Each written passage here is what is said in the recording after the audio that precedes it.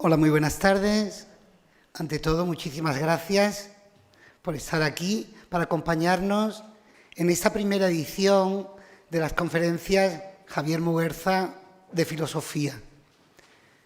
Esas conferencias arrancan intentando emular, como habéis visto en el programa, de una manera muy modesta al principio, ya después igual saldremos en todas las televisiones mundiales, pero arranca intentando emular las conferencias Aranguren de filosofía que creó nuestro paisano Javier Muguerza en el Centro Superior de Investigaciones Científicas. Ante todo quisiera agradecer, no por peloteo, es que fue así, a Francisco Santos, el señor alcalde del excelentísimo Ayuntamiento de Coín, porque cuando el año pasado, hace casi justo un año, porque fue 25 de septiembre, hoy estamos a 1 de octubre, cuando el 25 de septiembre del año pasado terminó el homenaje, estuve hablando un ratillo con Francisco y dice, ¿esto va a seguir? Yo digo, pues podríamos seguir haciendo la conferencia. Y dice, habla ahora mismo con Dori y para adelante. Entonces fue el primero que realmente dio la idea y por eso digo que fue así. Dar las gracias, como no, a Dori, es la concejala que ha estado no participando, sino coparticipando. Íbamos a una. Por supuesto, no está presente, pero a Concepción López Noguera, Conchita para nosotros, a Iciar, la hija de Javier, que nos acompaña, y aunque le doy las gracias desde luego a todo el público, como no puede haber más cantidad de personas aquí por ciertos motivos, pero vamos, eso está bien porque pienso yo que la filosofía, como cualquier otra forma de amor, en cierta medida requiere de la intimidad. Entonces está bien que sea algo íntimo. Pero si quisiera, como no puede estar todo el mundo, me lo comentaba esta mañana Mariana, la cantidad de ciudadanos que han visto cómo no quedaban plazas libres, pues sí, como no ha habido plazas libres para todos, sí quisiera nombrar a representantes de algunos colectivos. A Rafael Guardiola, como representante de la Asociación Andaluza de Filosofía, a Sebastián Guerrero, como representante de Procure, y en cierta medida fue Procure la que creó la jornada de filosofía, de la cual ahora tomamos en cierta medida el relevo, a José Manuel Agüera, por la Fundación García Agüera, a Micaela Guzmán, por el partido político Unidas Podemos, a Juan y Ríos, por el Partido Socialista Obrero Español, y a Isabel Sánchez, como directora del Instituto de Enseñanza Secundaria Ciudad de Coín. Una vez agradecido, quisiera decir en unas pocas palabras quiénes somos nosotros. Nosotros, me refiero al grupo que se llama Conferencias Javier Muguerza de Filosofía. Somos, en el grupo de WhatsApp nos llamamos los Pentamisi, los 5 amigos, que serían Andrea Soto, Antonio Gómez Villares, del único que digo los 2 apellidos para que no se confunda con mi persona, puesto que yo también me llamo Antonio Gómez, Antonio González y Ángela Avellaneda. Estuvimos tentados de llamarnos la quíntuple A, pero sonaba más terrorista de lo que realmente somos. Algo terrorista, pero no tanto. Y quisiera agradecer desde luego también a Mariana, técnica de cultura, y ya comprenderéis poco a poco durante la tarde-noche, porque también muy especialmente al artista local Jalo, Juan Antonio Luna. Nos hemos retrasado un poco porque hemos estado inaugurando el espacio Muguerza en la Biblioteca Municipal. Habíamos muy pocas personas porque el espacio es pequeño. Ya a partir a partir del lunes, cualquiera puede visitarlo. Y cuando vayan, tengan presente a 2 grandes impulsoras de ese trabajo, como son Inmaculada Rodríguez, bibliotecaria de la Biblioteca Municipal de Coín, y Ana Gutiérrez, bibliotecaria de la Universidad de La Laguna, que es la que ha hecho posible que lleguen aquí los ejemplares que están en las estanterías. Sin más, le rogaría a Itziar que nos dedique algunas palabras. Claro que sí. Muchas gracias.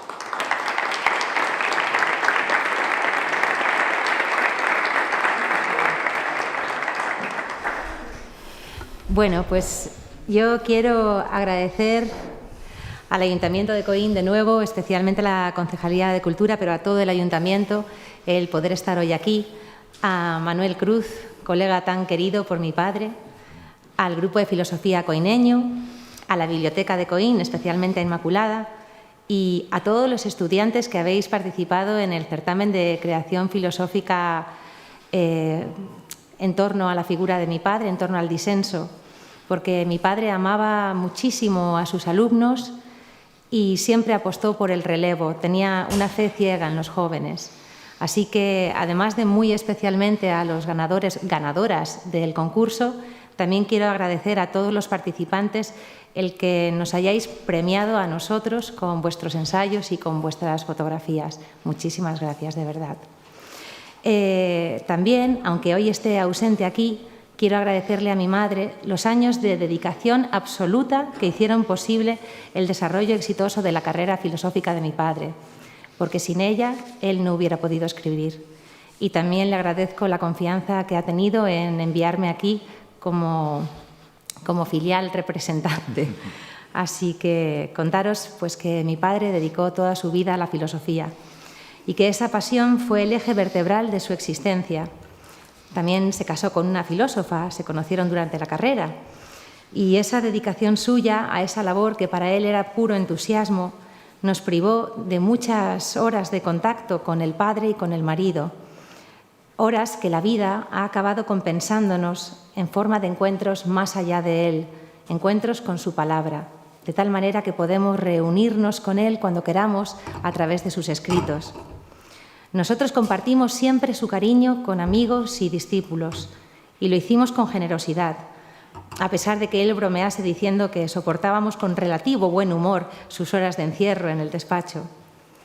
Él llevaba la filosofía a la vida cotidiana. Si le pedías que te ayudase a poner la mesa, él, jocosamente quejoso, te decía: trátame como un fin, no como un medio, aunque luego se brindase de buena gana a cumplir con ese cometido. Y bueno, en tanto que filósofo no me compete a mí significar su importancia intelectual, pero como padre sí quiero mencionar dos anécdotas. No olvidaré nunca su voz de conferenciante leyéndome junto a la cama las aventuras de Nils Holgersson de Selma Lagerlöf, como tampoco olvidaré el día en que me recogió en la Facultad de Somosaguas a la salida del examen de filosofía de selectividad. Para los más jóvenes, selectividad era el examen de ingreso a la universidad en mi generación. Y volvimos a casa los dos comentando textos sobre Wittgenstein de la compilación El silencio de Carlos Castilla del Pino, mientras en el coche sonaba, como siempre, algún concierto de Bach. Yo estudié literatura porque quería aproximarme a la experiencia de lo humano desde otro ángulo de lo vivido, pero heredé su fe en la palabra como vehículo de entendimiento.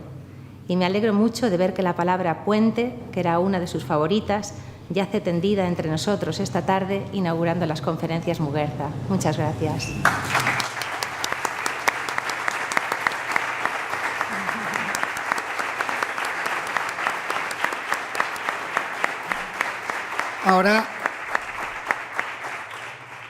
Ahora le pedimos a Francisco Santos, señor alcalde del excelentísimo Ayuntamiento de Coín, que inaugure esas conferencias. Bueno, muchísimas gracias, Antonio. Para mí es un placer inaugurar estas primeras jornadas que, como bien decía, estas conferencias, perdón, como bien decía Antonio, ya el año pasado que estuvimos aquí en este entorno, yo creo que tan espectacular, ¿no?, de nuestra ciudad, y sobre todo para este tipo de asuntos, yo creo que más aún, veíamos que era necesario, ¿no?, continuar con este tipo de actos, de conferencias, en honor a la figura de uno de los personajes más ilustres de nuestra ciudad, como es Javier Muguerza, y que también viene como no de esa tradición de filósofos que hay en nuestro municipio, que como bien decía Javier, es el municipio en el que había más filósofos por metro cuadrado del mundo, ¿no? Y yo creo que es cierto y bueno, lo demostramos día a día, ¿no? O se demuestra día a día con todas esas personas de nuestra localidad que son apasionadas de la filosofía, que muchas están aquí representadas, pero que también tenemos cantera de cara al futuro para que puedan continuar con este legado de Javier. Bueno, yo creo también, ahora que lo has comentado también, ¿no? Agradecer esa gran labor que ha hecho Procure durante muchísimos años, ¿no? Para mantener esa figura y para mantener esa jornada de filosofía que durante muchos años pues, han servido, ¿no? Para poder revitalizar estos asuntos en nuestra localidad. Pero bueno, yo creo que era también necesario que del Ayuntamiento se apostara, se continuara apostando, que también hiciéramos los distintos homenajes, que también es necesario hacerlo, ¿no? Aquellas personas relevantes, tan importantes para nuestro municipio y que se le ha hecho a Javier. El último más importante fue la entrega de la medalla de la ciudad, que es el honor más importante que se le puede dar a un ciudadano de un municipio, en este caso en Coín, pues Javier está reconocido y tiene la medalla de la ciudad, otorgada por parte del Ayuntamiento de Coín, y por lo tanto en nombre de toda la ciudad. Pero a partir de ahí, bueno, yo creo que algo de lo que siempre decía Javier era que quería que se trasladara todos sus conocimientos y en especial a los jóvenes. Bueno, y por eso también hemos creado ese concurso. La verdad que se agradece muchísimo ver caras jóvenes en estos temas. La verdad que no es algo fácil, pero ver tantos jóvenes por aquella esquina es algo que se agradece, puesto que, como decía, pues se ve la cantera, ¿no? Que de cara al futuro. Y gracias a este concurso yo creo también motiva a todas esas personas que están estudiando en estos momentos y bueno, tienen de alguna forma una motivación y también les sirve de referencia y de estímulo para poder conocer, como no, a nuestro paisano. Así que agradeceros por el trabajo que habéis hecho durante todo el año. Sé que habéis estado codo con la concejala de Cultura, con Dori, para poder organizarla. Y estoy convencido que va a ser un gran éxito, sobre todo teniendo en cuenta que tenemos un magnífico ponente en el día de hoy, a Manuel, que también nos consta que era muy amigo de Javier y que, bueno, ¿qué hay que decir de él? De reconocido prestigio a nivel nacional. Es un lujo tenerte aquí en nuestra ciudad y, por lo tanto, vamos a disfrutar muy mucho de tu conferencia, seguro, en los próximos minutos. Y no me quiero olvidar, sobre todo, agradecer a Iciar, que la he conocido hace unos pocos minutos en la inauguración de ese espacio Muguerza que hemos inaugurado en la Casa de la Cultura. Y igual que comentaba de su madre, de Conchita, de Concepción, pues demuestra que es una persona excepcional que bueno, transmite, pues como decía, mucha energía, mucha sabiduría, no sé, algo muy positivo, ¿no? Y eso es algo que también se agradece de las personas, ¿no? Cuando alguien te aporta mucho del primer momento es porque detrás y en el fondo hay una gran persona que yo creo que al final es lo más importante. Así que gracias a ti, a toda tu familia. Como te decía anteriormente, me gustaría que le transmitieras un saludo y un abrazo afectuoso a tu madre, de todo el pueblo de Coín. Y nada, esperamos veros por aquí cada vez que queráis. Esta es vuestra casa. Muchas gracias. Muchas gracias.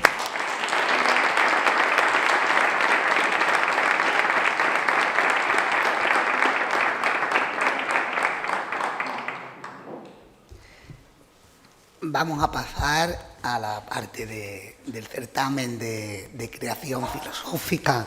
Javier Muguerza. Falta un personaje fundamental porque Conchita se comprometió en ser la madrina de estos jóvenes filósofos, pero está aquí. El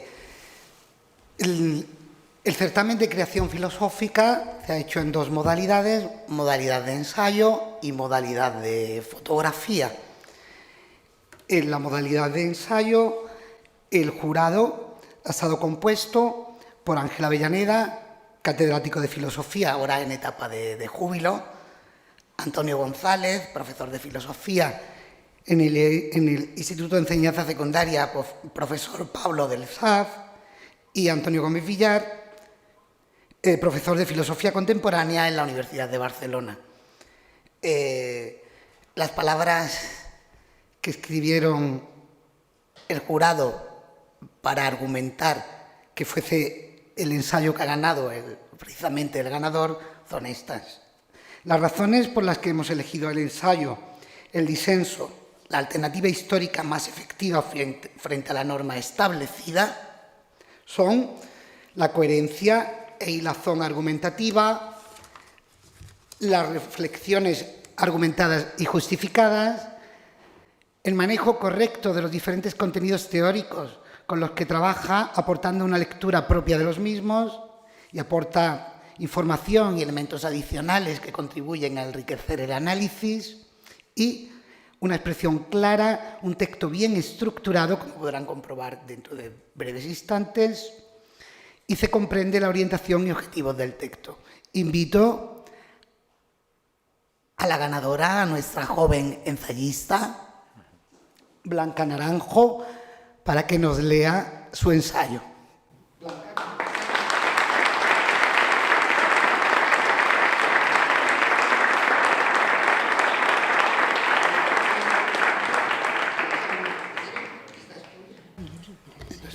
Sí, con esto, cosita ahí. sí. Bueno, hola a todos. Yo soy Blanca Naranjo Villa y el jurado ha decidido... Te puedes quitar la mascarilla si quieres. Ay, sí, es verdad. Porque no se te va a entender muy bien. Y el jurado ha decidido que mi ensayo sea el ganador, por lo cual estoy muy agradecida. Y bueno, yo creo que sin más dilación voy a proceder a leer el ensayo. Mi ensayo filosófico se llama El disenso, la alternativa histórica más efectiva frente a la norma preestablecida, y comienza tal que así.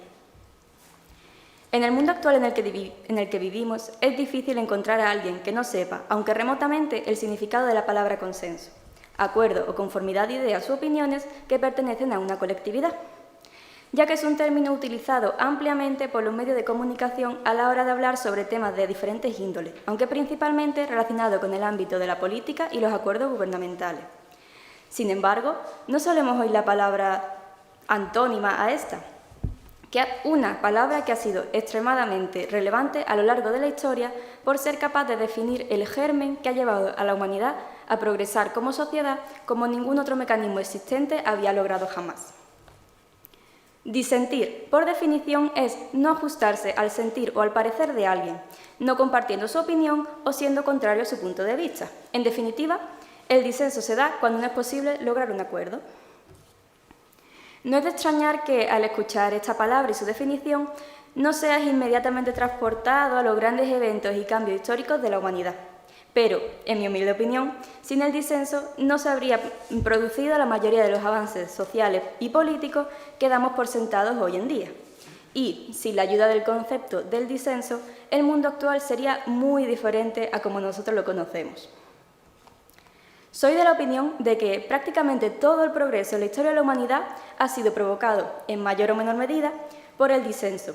Esta idea puede sonar preliminarmente a completa locura, pero para entender correctamente a lo que nos referimos con el disenso y su relevancia a nivel sociohistórico, debemos mantener la mente abierta y permitirnos remontarnos a cualquiera de los grandes eventos que estudiamos hoy por hoy en nuestro libro de historia, para así poder comprender que cada cambio en la manera de entender el núcleo del poder social a lo largo de los siglos se ha dado tras el lacerante desacuerdo de las masas y la posterior revolución en el que éste ha desembocado.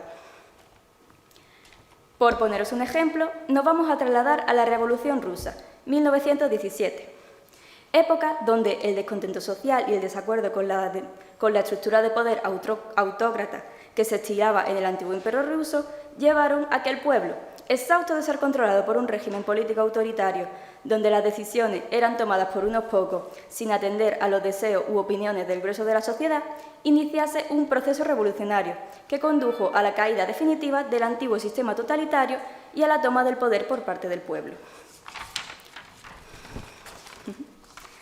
Ese descontento y desacuerdo con el sistema político que podemos observar como causa ideológica de la revolución es lo que a día de hoy conocemos como el disenso. Al igual que este, puedo adjuntar muchos otros ejemplos de momentos significativos donde el disenso llevó a cambiar la concepción del mundo, como son los casos de la Revolución Francesa, la Reforma Protestante de Lutero, la irrupción de la sociedad del siglo XVII de la ideología de la Ilustración. Pero todos estos nos acabarían llevando a la misma conclusión que el primer caso de todos.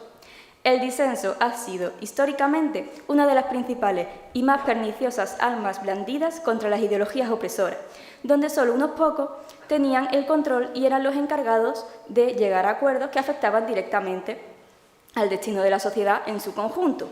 la cual, desgraciadamente, carecía de voz y voto en los asuntos del despótico Estado autoritario.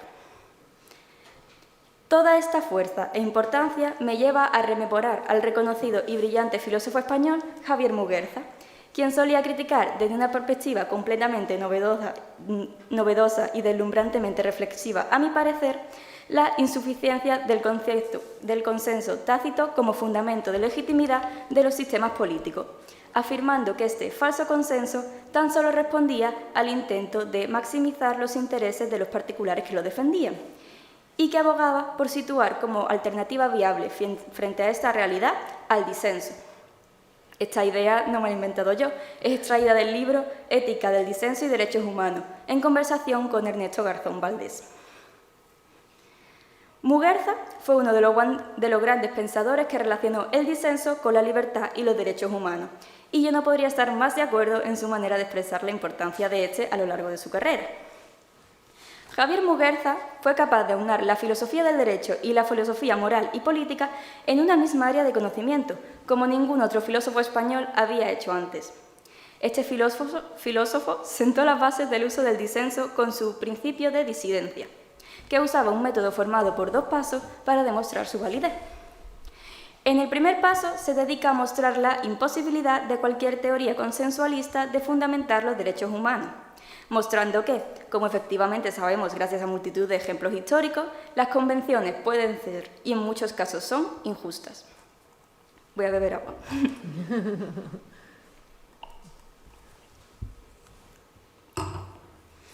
Citando al propio Javier Muguerza en 1998, si nuestras convenciones pueden servir lo mismo para avalar normas injustas que normas justas, lo mismo servirán para fundamentar derechos humanos que derechos inhumanos. El segundo paso de Muguerza para demostrar esta validez del disenso como alternativa es introducir el imperativo de la disidencia. Citándolo otra vez en un discurso de 1998, para decirlo en 2 palabras, se trataría de preguntarnos si, tras tanta insistencia en el consenso, fáctico o contrafáctico, acerca de los derechos humanos, no echaremos más provecho de un intento de fundamentación desde el disenso. Esto es, de un intento de fundamentación negativa o disensual de los derechos humanos, a la que llamaré la alternativa del disenso. Muguerza fue, sin ninguna duda aparente, un defensor férreo de la alternativa del disenso para obtener este consenso real al final del camino, y la elaborada defensa de sus teorías refuerza su postura de manera evidente ante los críticos de su trabajo. Muguerza tuvo múltiples opositores, como fue el filósofo Garzón Valdés, quien he mencionado antes. Él argumentaba que el disenso era más bien una simple actitud transitoria entre 2 consensos, ya que un disidente a lo que suele aspirar es a que los demás lleguen a un consenso acorde a su disidencia, y quien remarcaba que el disenso lo que hace es oponerse a un consenso previo, por lo que, según él, la calidad ética del disenso dependerá de la calidad de lo negado. Pero, aun contando con ideas adversas que tratan de desmentir su teoría del disenso, Javier Muguerza es uno de los filósofos hispanohablantes a los que más admiro y respeto intelectualmente. Puedo suscribir cada una de sus palabras sobre este jugoso tópico que tratamos en el ensayo y tomarlas como ideales para poder expresar mi opinión frente a este tema que nos concierne. Pero, retomando la narrativa desde mi punto de vista más personal, opino que el disenso es la única manera de ejercer realmente tu autonomía al completo. Al disentir de aquella idea con la que no estás de acuerdo, estás usando tu voluntad individual, sin estar así sujeto a limitación alguna por parte de un sistema político, un régimen déspota o una sociedad crítica de mente cerrada que corte las alas a tu legítimo punto de vista. Aún así, por muy buena que sea la idea del disenso que parezca a priori, su problema principal es fácilmente identificable. El ser humano ha demostrado activamente su tendencia al uso de la violencia y la acción bélica en caso de desacuerdo. Podemos encontrar otra vez miles de ejemplos a lo largo de la historia sobre esta cuestión. Una de las causas principales de la Primera Guerra Mundial, por ejemplo, fue la imposibilidad de llegar a un acuerdo sobre el reparto de las colonias de África. Para dejarlo más claro, los países disentían y se negaban a llegar a un consenso. Las guerras de Corea y Vietnam también comenzaron por la incapacidad de las 2 zonas divididas de llegar a un punto medio de reunificación del territorio, aunque probablemente El ejemplo más claro y apropiado es el de la conocida Guerra Fría entre Estados Unidos y la Unión de Repúblicas Soviéticas. Desde mi punto de vista, este conflicto indirecto es la situación perfecta para poder explicar las consecuencias fatales que el disenso puede provocar en caso de que ninguna de las dos partes dé jamás su brazo a torcer. Y también, gracias a un periodo dentro de la misma guerra, se puede ver cómo debería haber sido realmente el mundo si la estrategia de disentir se hubiese usado de una manera más relajada y menos violenta. Pongámonos un poquito en contexto. La Guerra Fría fue un conflicto indirecto entre las dos potencias hegemónicas tras la Segunda Guerra Mundial, Estados Unidos y la URSS, provocado principalmente por sus antagónicas ideologías, que como ya sabéis son el comunismo y el capitalismo. Este desacuerdo ideológico llevó al mundo a sumirse en un periodo de constante tensión internacional y de actitud beligerante continuada. Esta tensión, causada por un grave disenso donde ninguna de las dos partes daba su brazo a torcer, explotó mediante una serie de conflictos periféricos donde cada uno de los bloques apoyaba al bando con la ideología más similar a la suya, con el objetivo de evitar que su rival lograse alcanzar sus intereses, cualesquiera que fuesen en el conflicto. Reitero este caso como el más adecuado para ejemplificar mi tesis, debido a un periodo en concreto que esta guerra indirecta tuvo, la conocida como la etapa de coexistencia pacífica. Este fue un periodo donde las dos potencias lograron ponerse de acuerdo sobre la necesidad de relajar las tensiones, para así evitar un conflicto armado directo, pero de una manera un tanto particular. Ambas aceptaron sus diferencias ideológicas y acordaron que disentir no tenía por qué significar enfrentarse bélicamente. Aunque este periodo no fue definitivo y volvieron las hostilidades entre ambos bloques, este consenso momentáneo sobre que estar en desacuerdo no era del todo inaceptable en una época de crisis es bastante revelador de cómo debería haber sido el disenso a nivel sociohistórico para evitar las grandes guerras y masacres que este ha producido desde el comienzo de la historia, pero cumpliendo aún su propósito último de lograr un cambio o reflexión, ya explicado anteriormente. Citando una carta del dirigente de la URSS que escribió al presidente de Estados Unidos, John Fitzgerald Kennedy, sobre la coexistencia pacífica, no hago un llamamiento a compartir nuestra concepción del mundo, y no creo que vosotros pretendáis convertirnos al capitalismo. Tan solo propongo que compartamos el mismo mundo. Llego, por lo tanto, a la conclusión de que el disenso no es sino una herramienta más que podemos utilizar todos para contraponernos de una u otra manera a lo preestablecido. El disenso, desde mi punto de vista, es un arma infinitamente poderosa que puede resultar extremadamente útil para el progreso de nuestra sociedad, o que, en caso de ser usada de una manera despótica o extremadamente radical, puede provocar situaciones tan catastróficas y desagradables como han sido las guerras mundiales y otros horribles conflictos que, más que traer progreso a nuestra estructurada sociedad, ha acabado cegando montones de vidas por cuestiones puramente ideológicas. El disenso ha sido, y probablemente será, la herramienta más poderosa que los seres humanos hemos tenido para hacer frente a las injusticias sociales, para defender los derechos humanos y para ser capaces de cambiar el transcurso de la historia. Considero que el disenso es el único instrumento capaz de comenzar una verdadera revolución que haga temblar los tabiques de la sociedad, a base de la concienciación de las masas sobre cómo deben luchar por y para reclamar los derechos fundamentales que merecen y que están siendo robados a causa de dejar los tan importantes acuerdos sobre sus propias vidas en manos de gente que se niega a escuchar a las masas desde su situación de superioridad. Y es que incluso la propia Declaración Universal de Derechos Humanos dice en su tan laureado y alabado a día de hoy artículo 19 sobre la libertad de expresión y el derecho a la libre expresión que todo individuo tiene derecho a la libertad de opinión y de expresión. Este derecho incluye el de no ser molestado a causa de sus opiniones, el de investigar y recibir informaciones y opiniones y el de difundirlas por cualquier medio de expresión.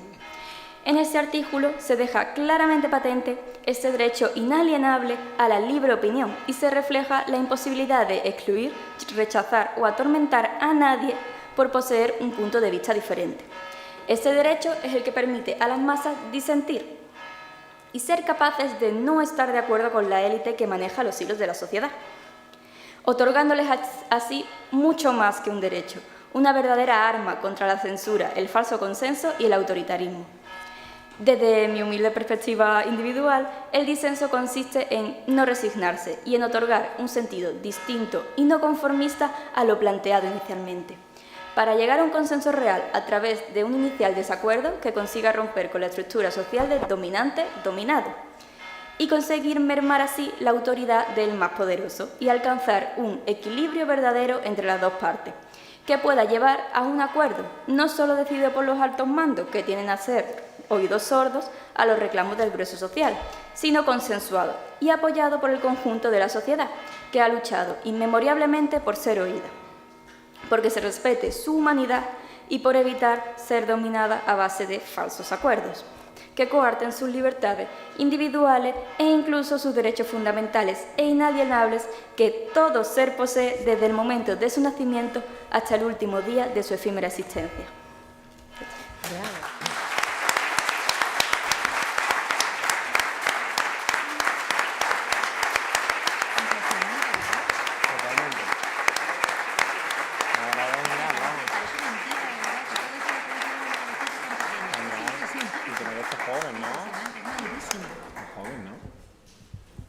Bueno,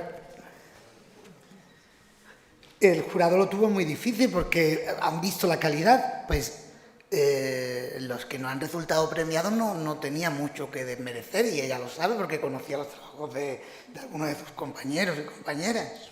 Bueno, respecto a la otra modalidad, la de fotografía, el jurado ha estado compuesto por José Luis Dávila, profesor de Artes Plásticas en el Instituto de Enseñanza Secundaria del Politécnico Jesús Marín, por Juan Antonio Luna, profesor de Dibujo y Pintura en la Escuela Municipal de Coín, y por Andrea Soto, profesora de Estética y Teoría de las Artes en la Universidad Autónoma de Barcelona. Las palabras que me envió el jurado, por la que deciden cuál es la fotografía ganadora, nos dice esto. El jurado ha decidido otorgarle el primer premio a la fotografía titulada La creación del pensamiento, tanto por la composición formal como por lo que sugiere la mirada, la cual no se remite a la literalidad de una idea, sino a esbozar la apertura de otros posibles, una zona de indeterminación. En efecto, la estética y la filosofía del arte desde siempre se han interesado por aquellas prácticas de pensamiento sensible que interrumpen un sentido común, que aportan un desvío a una comprensión habitual y que fisuran el sentido. De hecho, la fotografía desde hace tiempo ya no está sujeta solo a su referente, a lo que ella representa, sino que es también un medio para imaginar realidades potenciales. En ese sentido, consideramos que lo que esta imagen sugiere y abre es una interrogación por lo que puede ser un nuevo pensamiento. La fotografía es la que tenemos aquí. En el atril, la autora es Aida Ramos. Esta tarde-noche no puede acompañarnos porque se encuentra estudiando Publicidad, Relaciones Públicas y Turismo en el campus de Jerez de la Universidad de Cádiz. Ella sí nos ha enviado unas palabras en la que explica un poco por qué ha elegido hacer esa fotografía y no otra. Dice, primeramente, muchas gracias por haberme galardonado con este premio. Es todo un honor para mí y discúlpenme por no poder asistir a este acto. En cuanto a la realización de la fotografía que he elaborado, he elegido esta forma de componerla y estructurarla, ya que considero una adecuada manera de reflejar el tema del disenso. Aclaro, no lo había dicho antes, que, bueno, se ha visto al oír la lectura del ensayo, que la temática que se le proponía al alumnado era el disenso, tanto para la fotografía como para el ensayo. Lo que pretendo, continuó las palabras de Aida, Lo que pretendo expresar a partir de esta composición es el nacimiento de lo que podría ser un nuevo debate entre dos personas, un desacuerdo, dos puntos diferentes de vista e incluso el origen de una nueva idea. Para la creación de la fotografía obtuve información sobre el tema tratado en diversas fuentes para luego crear, desde mi perspectiva, lo que me había transmitido, hasta conseguir lo que ahora podéis ver. Esa fotografía filosófica titulada La creación de un nuevo pensamiento. Muchas gracias, un saludo. Como veis, bueno, después queda respuesta allí, pues esta es la fotografía y aquí lo que pone el punto de partida de un nuevo pensamiento.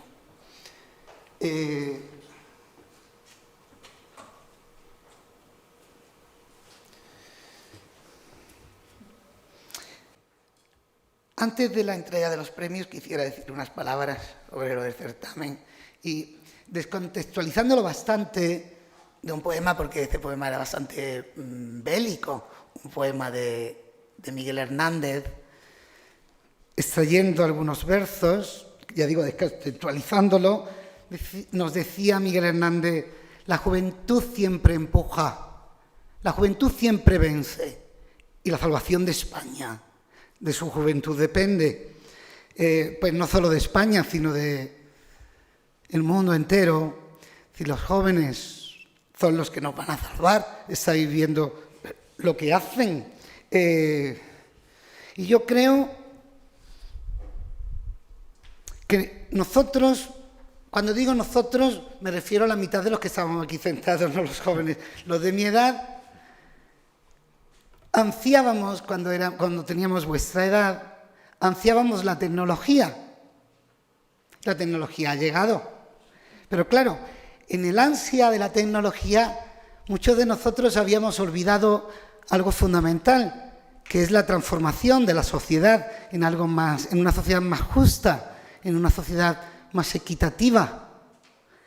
Y pienso que sois vosotros, los jóvenes, los que habéis colmado un poco el ansia de la tecnología, sí pienso que tenéis las llaves de un nuevo pensamiento que nos abra a todos para transformar la sociedad en algo más igualitaria.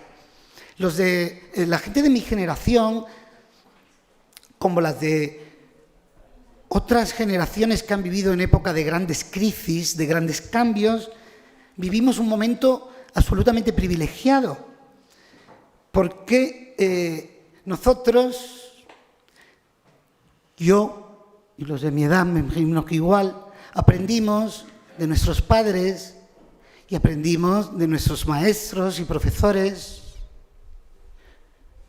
nuestros padres, de los abuelos, pero nuestra generación tiene el privilegio de aprender también de nuestros hijos y de nuestros alumnos, como habéis podido comprobar. Vamos a dar paso a entregar los premios. Lo iba a hacer, como digo, la madrina no está, pues la hija de la madrina. Y el señor alcalde, el premio de Aida lo recoge su madre, porque, como digo, ella está en Jerez. Si te puedes acercar.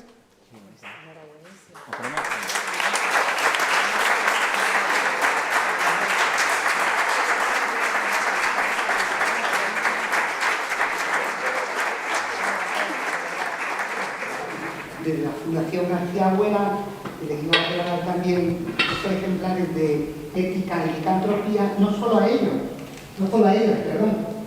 sino a todos y todas las participantes, tanto en los ensayos como en la fotografía. Hablando con José Manuel, le dije, todo tiene calidad, porque si todo tiene calidad, todo tiene que ser premiado. Gracias.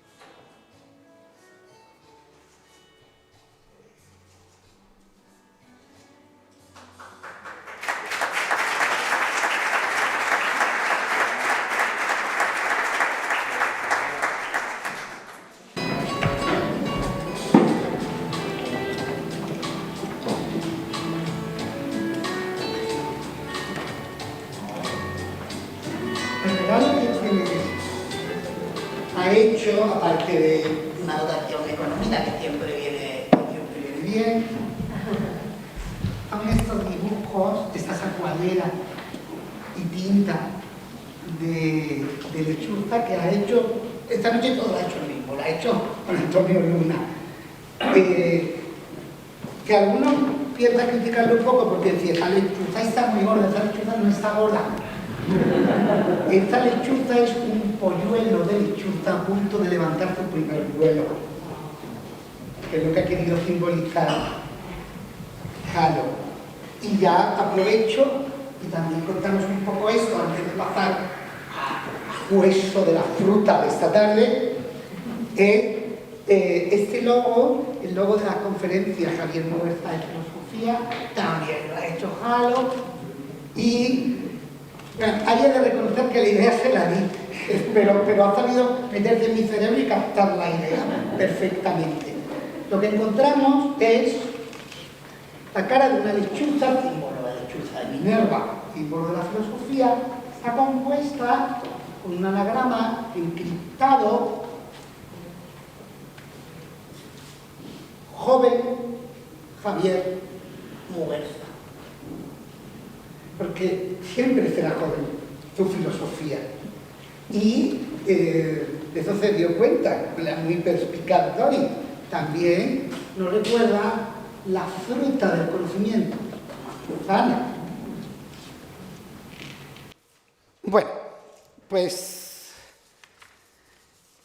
ahora, como decía, hemos llegado ya al centro de la fruta, de la manzana que estamos mordiendo esta noche, y nos acompaña el gran profesor catedrático de Filosofía Contemporánea de la Universidad de Barcelona, ya también en júbilo como nuestro compañero Ángel, Manuel Cruz, y las presentaciones pertinentes la hará el compañero Antonio González Colo. Muchísimas gracias a Manuel por haberse desplazado a Coín para este evento.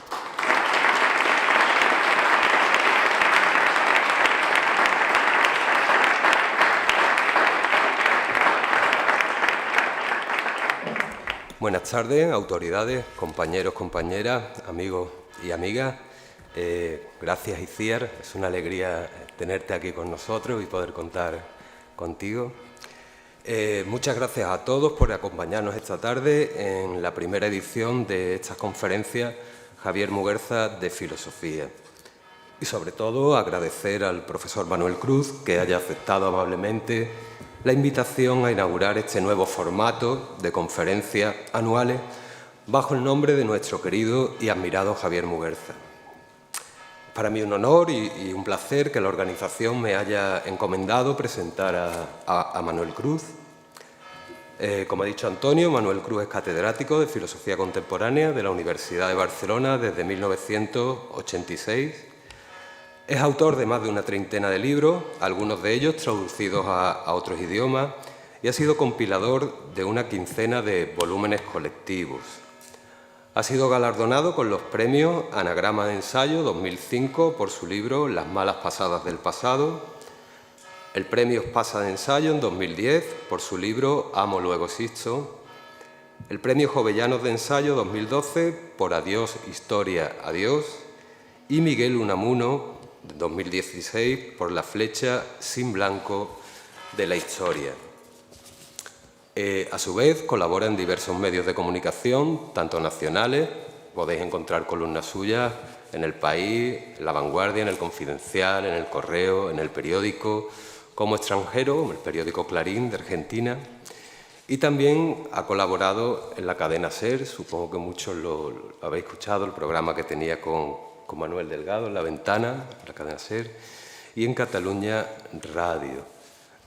Esto último entronca muy bien con la finalidad que teníamos en las jornadas de filosofía y ahora en estas conferencias Javier Muguerza, ¿no?, de seguir esa advertencia o ese consejo de Voltaire de bajar la filosofía a la calle, ¿no?, y que todo el mundo tenga acceso a ella y no sea una especie de coto vedado en las universidades o algo exclusivamente para especialistas.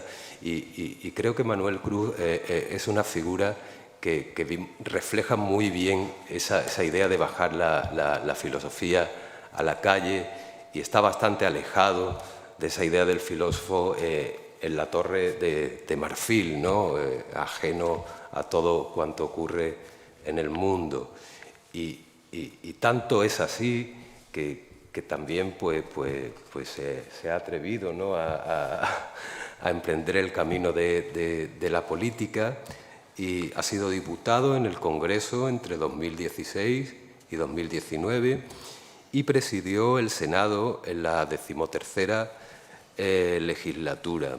Ha recogido su experiencia de estos años en el libro Transeúnte de la política, un filósofo en las Cortes Generales, y yo les aconsejo leer, porque pueden encontrarlo fácilmente en Internet, el discurso de inauguración cuando tomó la presidencia en el Senado, porque independientemente de las ideas políticas o del perfil político, o de donde cada uno se sienta más cercano, de cada partido político, me pareció un discurso muy sensato,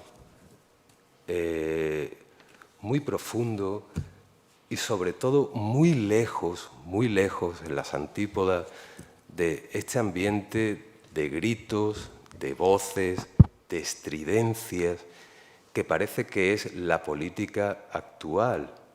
Y yo creo que el propio Manuel Cruz, y yo no lo digo ahora, me va a corregir, porque él comenta que en el trabajo, tanto en el Senado como en el Congreso, la política no es eso. Esa es la política espectáculo que nos llega a nosotros a través de los medios de comunicación. Pero realmente la labor política que desempeñan nuestros representantes públicos es algo mucho más serio, más profundo y digno de alabanza. Porque si igual tenemos que ser críticos y pedir transparencia a todos nuestros representantes políticos, también tenemos que reconocer esa labor tan digna, tan esforzada que hacen, porque en ello nos va nuestro sistema democrático. Si despreciamos la política, parafraseando un título de un libro que compilaste, Tolerancia o Barbarie, si despreciamos la política, o tenemos democracia o tenemos barbarie. Así que, igual que tenemos que criticar la política y controlarla y vigilarla, también tenemos que ponerla en valor, porque si no hay eso, lo que venga probablemente será peor, ¿vale? Su último libro publicado, y yo creo que va sobre eso, no lo he leído porque salió antes de ayer, salió el 29 de septiembre, es el 1 de octubre, no sé si a alguien le ha dado tiempo a... Su último libro publicado se titula Democracia, la última utopía. Como hemos podido comprobar, Antonio Gómez, Ángela Avellaneda y yo, que hemos estado almorzando con Manuel, aparte de su bagaje intelectual, del que lo que he reseñado es una breve muestra, se trata de una persona, como hemos podido comprobar, amabilísima, muy cercana y generosa, además de un conversador exquisito y atento. Como creo, Manuel, que es la segunda vez que nos visita a Coín, y ambas en condición de filósofo, pues no estaría de más que las autoridades pues le gestionaran como una especie de empadronamiento exprés, ¿no? Una cédula de vecindad inmediata para tenerlo aquí cada vez que pudiéramos. Por lo que al grupo de filosofía respecta, nos hemos tomado la libertad de nombrarlo embajador plenipotenciario, ¿no? De esta pequeña Atenas de la algarabía malagueña, como le gustaba decir a nuestro querido Javier. Y si tienes a bien, Manuel, contar por donde quieras que vaya, que en COIN nos esforzamos por tratar bien a la filosofía y cómo no, a los filósofos. Así que no me queda más que reiterar nuestro profundo agradecimiento a Manuel Cruz por aceptar esta invitación y cuando quieras, Manuel.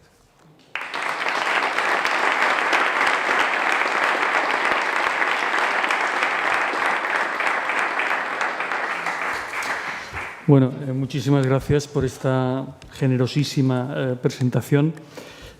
Cumplir el encargo, no sabía, en fin, me acabo de enterar que soy embajador, pero en fin, encantado de asumir el cargo y el encargo. También quiero empezar agradeciendo de todo corazón a los organizadores que me hayan distinguido con este honor de ser el primer conferenciante de este ciclo de conferencias Javier Muguerza, que espero que tenga una larga duración. En fin, la duración siempre será corta en relación con la que merecía el propio Javier Muguerza. Por tanto, yo felicito a los organizadores, no porque hayan invitado a mí, sino por la iniciativa de este ciclo de conferencias, que me parece magnífica. Una iniciativa magnífica. Me parece tan digna de elogio como particularmente necesaria en estos tiempos. Hace un momento pues, se hacía referencia pues, en fin, a lo que va de ayer a hoy, nosotros, nuestra generación, los más jóvenes, etc. Bueno, yo creo que estos... Borges solía decir con aquella especie de retranca que siempre tenía, decía, extraños tiempos estos que nos ha tocado vivir. Hacía una larga pausa y luego decía, por lo demás como todos. Bueno, pues nos ha tocado vivir unos tiempos, bueno, peculiares, en los que en todo caso alguna cosa sí se puede decir que pasa y que conviene pensar. Son tiempos de acelerada volatilidad. Y esa volatilidad a veces es mala. A veces es mala porque puede llevar a la desmemoria. Y la desmemoria también puede ser mala, porque puede ser que haga que nos olvidemos de cosas importantes, como por ejemplo lo que le debemos a nuestros mayores, a nuestros antepasados. Yo reconozco, es una confidencia porque estamos aquí, en fin, en la intimidad y espero que esa cámara no funcione y no quede grabado lo que voy a decir. A mí me irrita mucho cuando escucho a alguien decir yo no le debo nada a nadie. Me parece un comentario de una miseria moral enorme. Todos debemos, afortunadamente por lo demás. Es decir, la vida es un entramado de favores que nos hacemos o regalos que nos hacen. Y por cierto, otra frase que me irrita casi tanto como no le debo nada a nadie es este me debe un favor. ¿Qué favor te debe? ¿Qué favor te debe si llevas la contabilidad? Entonces no le hiciste un favor, por así decirlo, compraste deuda para que luego él en el futuro te deba algo. Yo creo que es importante que recordemos de esta manera, digamos, gratis ed amore, nunca mejor dicho, gratis. O quizá no es gratis, quizá debemos recordar porque necesitamos recordar, porque debemos recordar. No solo porque nos conviene recordar para no perder de vista quiénes somos, sino porque necesitamos recordar. Una vez escribió mi amigo, yo en broma le llamo primo, pero no es primo, Juan Cruz, con el que tenemos un nexo en común, y es que los dos compartimos magisterio con Emilio Lledó.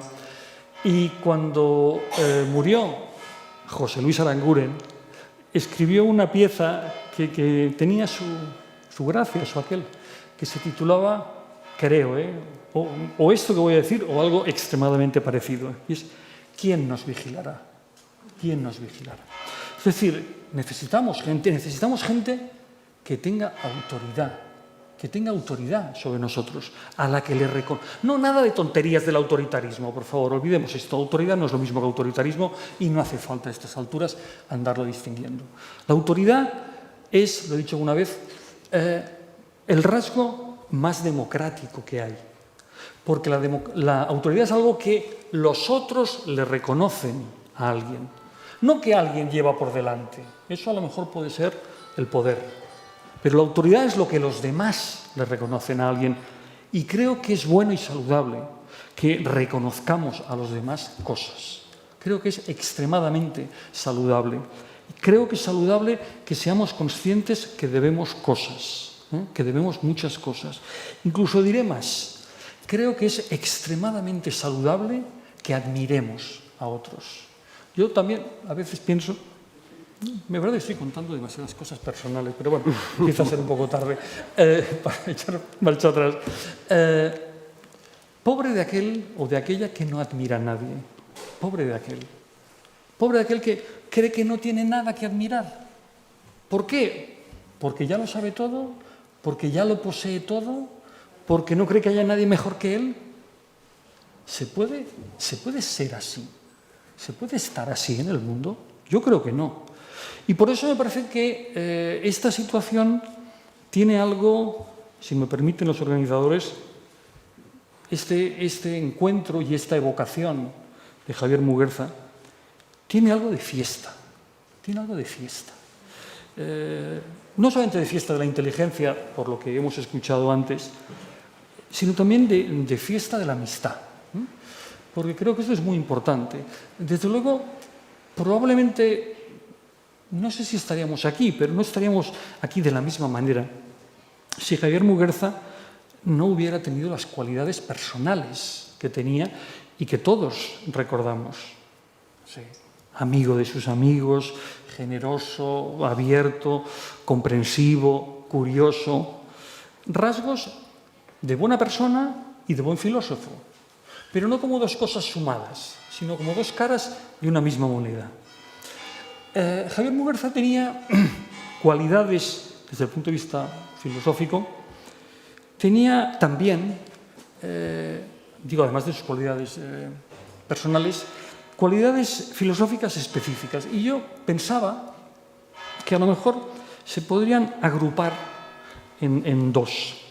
La segunda ya la sabéis. La primera no sé si se ha hecho suficiente mención, tal vez porque es una cualidad que se valora mucho más en el ambiente académico. Para mí Javier Muguerza era, no te espantes, Iciar, era un gran cartógrafo. Era un gran cartógrafo. Es decir, tenía una capacidad para dibujar mapas teóricos, para presentar el estado de la cuestión, para mí insuperable. Para mí insuperable. No conozco a nadie, ningún filósofo, digamos, próximo. Hombre, si nos remontáramos a Ortega, pues ya sería otra cosa. Pero, en fin, de los filósofos que yo he conocido, creo que nadie era capaz de dibujar el estado de una cuestión con la perfección con la que la dibujaba Javier Muguerza. Por ejemplo, si alguien quiere enterarse de en qué consiste eso de la falacia naturalista, en qué consiste el tránsito ilegítimo del es al debe, se tiene que leer los textos de Javier Muguerza. No hay, me atrevo a decirlo así, no hay mejor resumen de la falacia naturalista que el que presenta Javier Muguerza. Por ejemplo, si uno quiere valorar la primera herencia de Popper, los primeros autores sobre los que Popper influye y la importancia que ellos tienen, la gente de mi generación, ya que antes se mencionaba, ha leído y ha vuelto una y otra vez sobre un trabajo de Javier Muguerza en la revista Teorema, titulado Nuevas perspectivas en filosofía de la ciencia.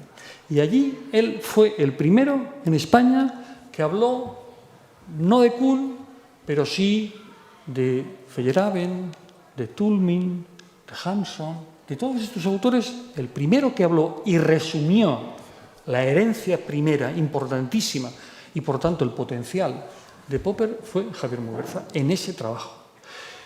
Y por no aburrir, y si alguien quiere tener una panorámica de conjunto de la filosofía analítica, tiene que ir a la introducción.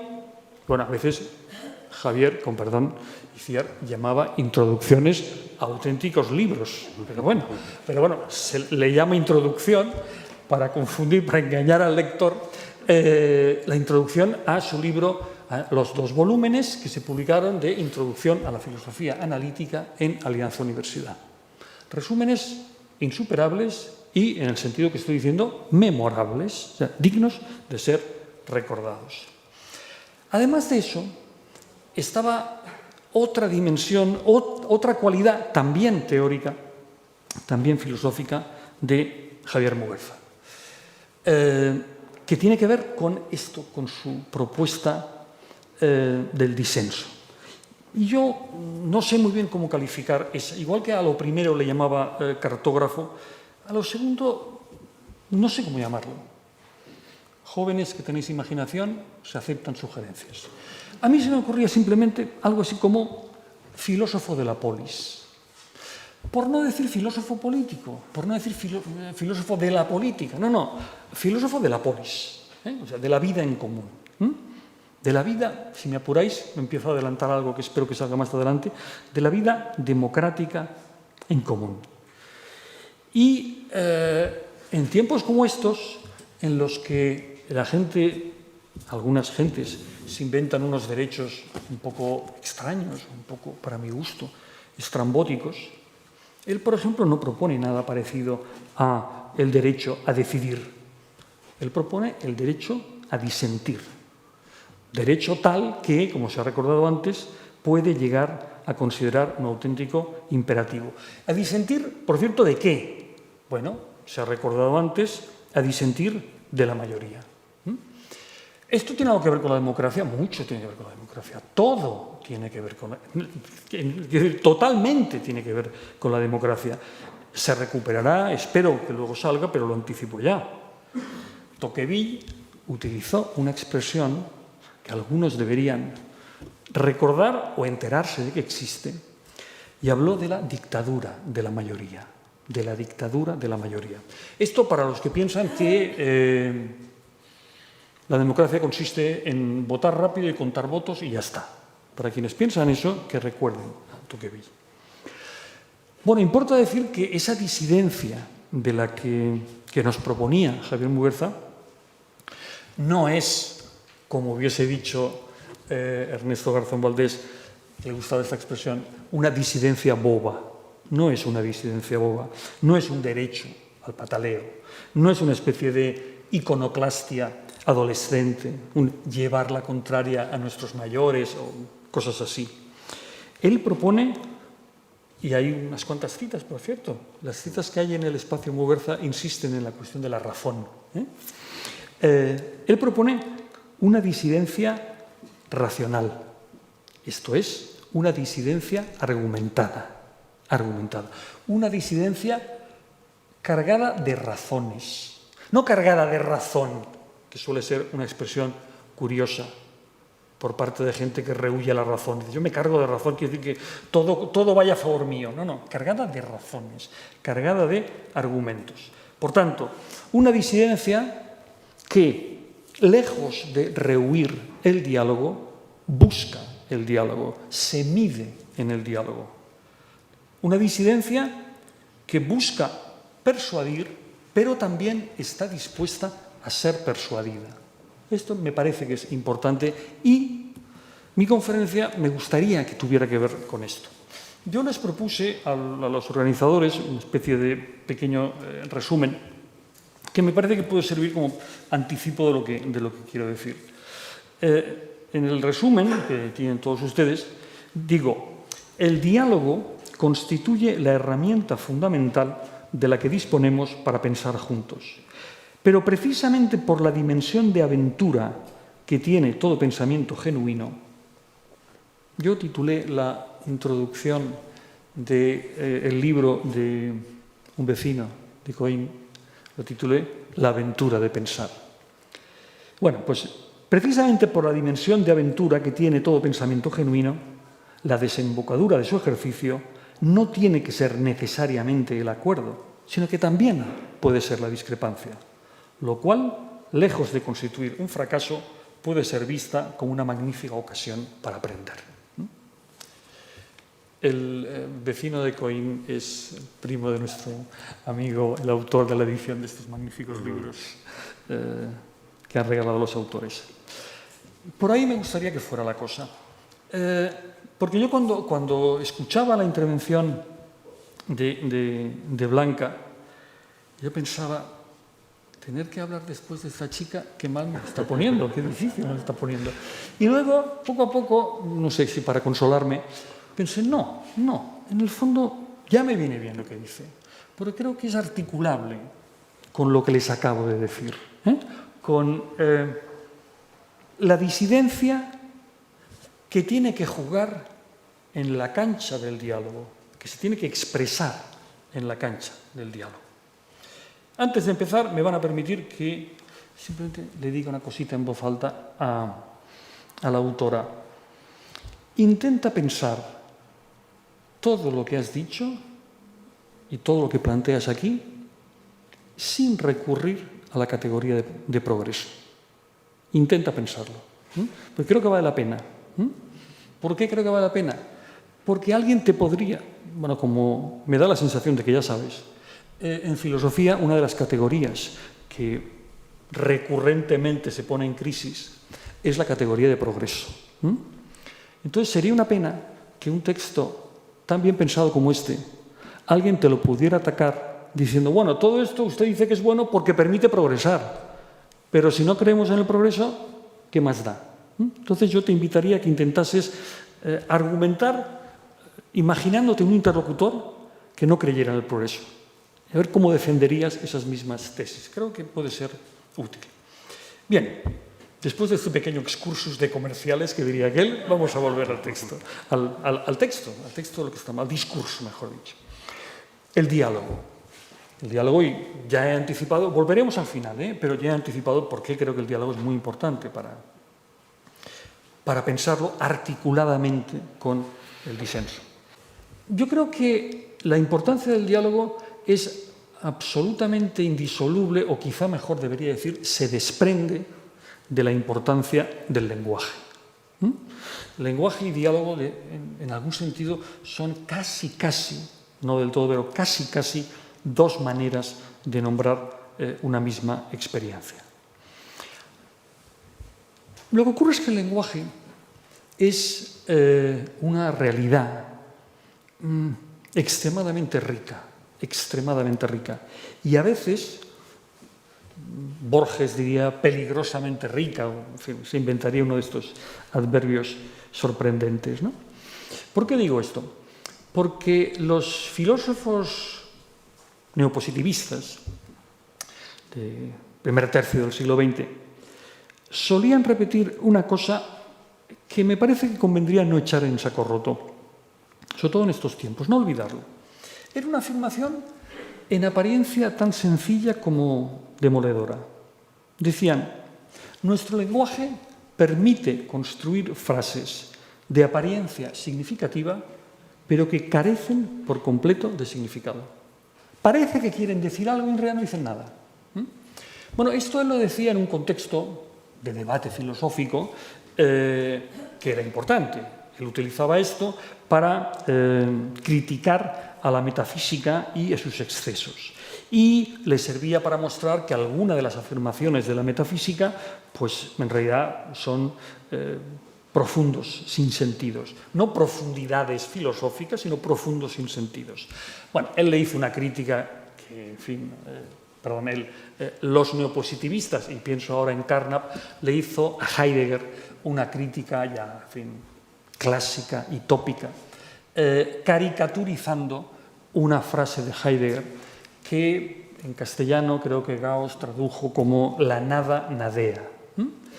Y entonces Heidegger decía, bueno, esto que parece que nombra algo muy profundo es una construcción tan vacía como decir la lluvia llueve o la nieve nieva. Bueno, yo creo que Carnap se pasaba un poco de frenada, Yo creo que la expresión la nada nadea, si uno intenta pensar un poco, no es completamente absurda. Yo a veces cuando intentaba ilustrarle a mis estudiantes la nada como, entre comillas, realidad, ya sé que en un sentido descriptivo nada y realidad son términos antagónicos, pero que nosotros hablemos de la nada para referirnos a algo. Yo les decía, en realidad la nada nombra aquello que queda cuando algo desaparece. Entonces les ponía un ejemplo, que entonces me funcionaba. Vete a saber, tal como están los tiempos, si iba a funcionar. Yo les ponía el ejemplo de los cómics, de los tebeos, ¿no? Y esa manera, supongamos, cuando aparecía en una tira cómica alguien que, por ejemplo, tenía una maleta y resulta que se la roban.